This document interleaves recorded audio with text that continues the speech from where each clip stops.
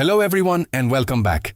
In today's quick WhatsApp tutorial, I'll show you how to set or change your display name on WhatsApp.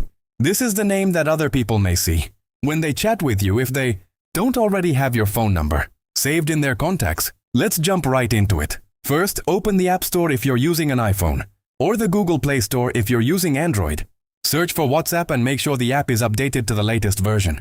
If an update is available, install it before continuing because this feature may not appear in older versions.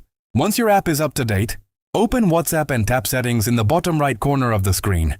At the top of the Settings page, tap on your profile. Here you'll find the option to edit your display name. Simply enter the name you'd like other people to see, then save your changes. From now on, users who don't have your number saved may see this name when you interact with them, making it easier for them to recognize who you are. And that's all there is to it. I hope this tutorial helped you. If it did, please leave a like. Subscribe to the channel for more helpful WhatsApp tips and tricks. And don't forget to turn on notifications so you never miss a new video. Thanks for watching, and I'll see you in the next one.